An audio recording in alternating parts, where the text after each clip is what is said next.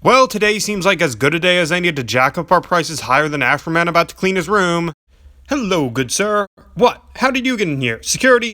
No need for that. Oh, do you have a pitch? Yes, sir, I do, Ubisoft exec. I have a new pitch that'll have profits going up like gangbusters. Ooh, what is it? Rayman? Beyond Good and Evil 2? A Code Lyoko game? Well, it's certainly better than the first two ones. Only the first two? Then why not just do It's another Assassin's Creed game. Oh yeah, that series, because the last few games in the series have been completely memorable, unique, well-received, and face glitch-free. So what historical setting is it going to be this time? Hopefully one with a lot of opportunity for stealth and heroics like feudal Japan or the Prohibition era. It's Vikings, a culture of loud and bombastic warriors who raided defenseless settlements. Ooh, Vikings, that sounds trendy. Skyrim and God of War 2018 sold pretty well, so how does it start? We open on a Viking boy, Eivor, living happily with his family in his home village. Never heard that one before. And then his village is burned down and his parents killed by a super memorable antagonist, setting up a huge blood feud. Ooh, I can't wait to see how we will explore Norway as a setting and how his skills as an assassin help him take down this new opponent and his... Oh, he's killed halfway through the prologue, okay. And then this pretty boy decides to unite Norway under boring peace and prosperity, which strips his adoptive bro Sigurd of his birthright. Then Eivor, Sigurd, and these mysterious guys from all the way across the Mediterranean Sea decide to colonize England instead of because they have nothing better to do. I can't think of a better use of my time. Now continue on with this established story. Oh, then we cut to these modern day guys who have this magic staff and this one woman who's guilty about killing a friend and trying to stop the end of the world. Wait, should we know about this? Didn't you play the last game? I'm sorry, you made it sound like this game's story made perfect sense as a standalone story. At least you could add like a previously on Assassin's Creed or some character establishment. Oh, don't worry, they only appear for a few minutes at the beginning and end anyway. So anyway, what's the apocalypse the people in the present day are talking about? Aurora Borealis. Aurora Borealis! At this time of year, at this time of day, in this part of the country, localized entirely within this game. Yes. May we see it? No. Okay, go back to the Vikings. So then they arrive in England and settle in an abandoned village, but then they need to start building various buildings around the settlement. Ooh, just like Animal Crossing. Animal Crossing is tight. You mean things like have a major, tangible effect on the gameplay? No, really just unimportant things like tattoo shops or things like farms that have no effect on the gameplay and only exist to advance the progress bar. So where do you get the resources to do all this? Pillaging monasteries and villages of unarmed civilians. Wait, what? The whole point of the game is partaking of the Viking colonization of England, probably displacing and killing thousands of innocents in the process. Yeah, colonialism is No, it's not. Yeah, it's not. So who are we colonizing in the game? White Christians. Oh yeah, then it's perfectly okay to do it. That's tight. No objection from me. One last thing. No killing innocent civilians during raids. You did read the memo about what pillaging is, right? That fancy toilet paper you sent me had writing on it? So how's the bulk of the gameplay going to work? With each kingdom, it's a self-contained story disconnected from most of anything else going on in the surrounding kingdoms, each being several hours long. And what do you do for each? I've created a program where I randomly piece together the same handful of the same events such as raiding castles, sneaking into castles, doing chores, making arbitrary choices, and even the classics, sorry, your princess is in another castle. One of them is even a multi-hour long funeral and everything as such. Dang, that sounds like it gets repetitive pretty quickly. Hopefully there's not too many of these I need to do as I reach the final boss and I drink this glass of water. Actually, there's 16 areas in total. 16 areas? Dang, that's a lot of overarching plot for one game. Actually, the overarching plot has little to do with the majority of these kingdoms, and these kingdoms may as well be a shopping list of plot coupons you need to get before you can check out to the final boss. If you look at Wikipedia's summary, you could actually see that most of these get this gameplay loop is barely 5% of the story's summary. You do know Wikipedia plot summaries suck, right? Yes. So what is this overarching plot? It involves Sigurd. Oh, so as your Jarl, he's gonna be this uber badass who has a huge role in the story and makes a lot of choices and badass deeds throughout the course of the game, right? No, he's barely in the story and just sits on his ass for all but 2 of the kingdoms.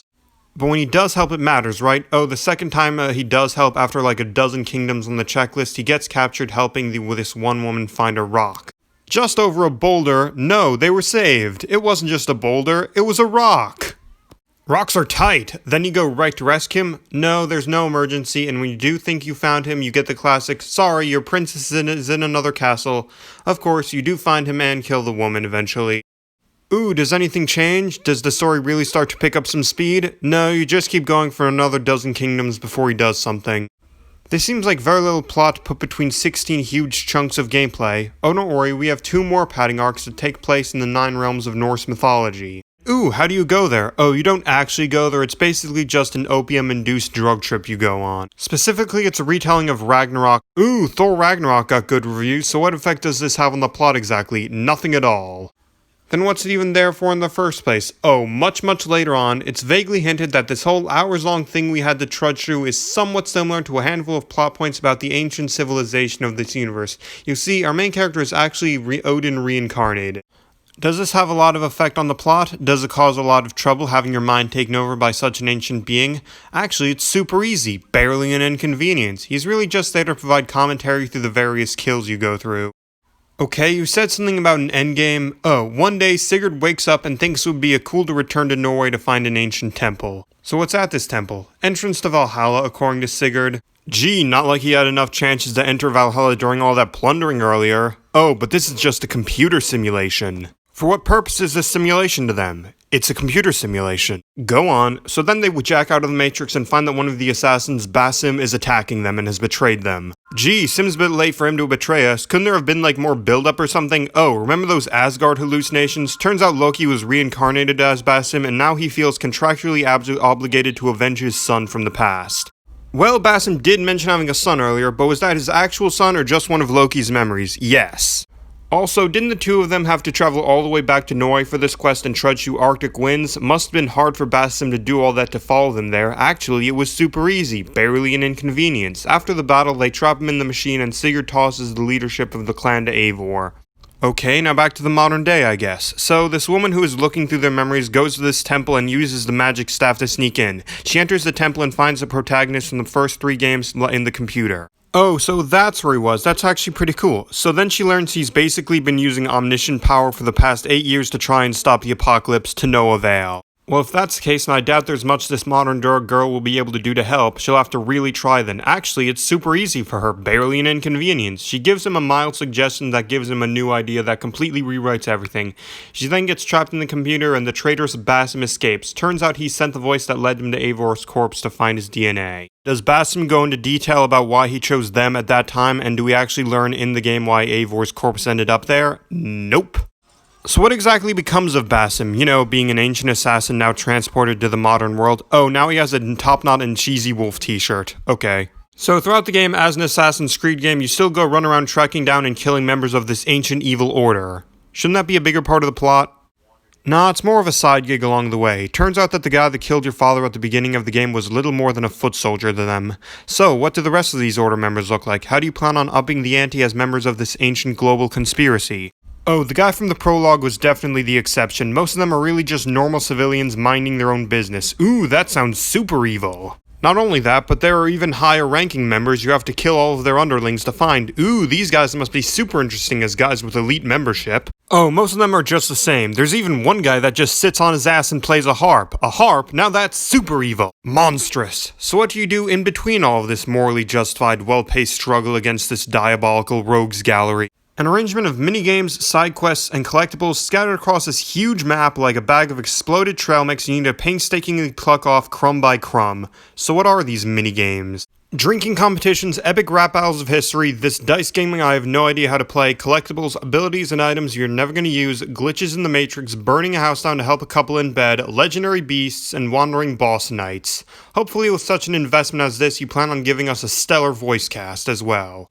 Oh, about that, one of the major characters in the game is blatantly voiced by the arrow-to-the-knee guy from Skyrim. The next day. Hello, Mr. Ubisoft executive guy. I fired the last guy, now I'm putting the fate of this multi-billion-dollar company in your hands, girl. A tribe of asparagus children, but they're self-conscious about the way their pee smells.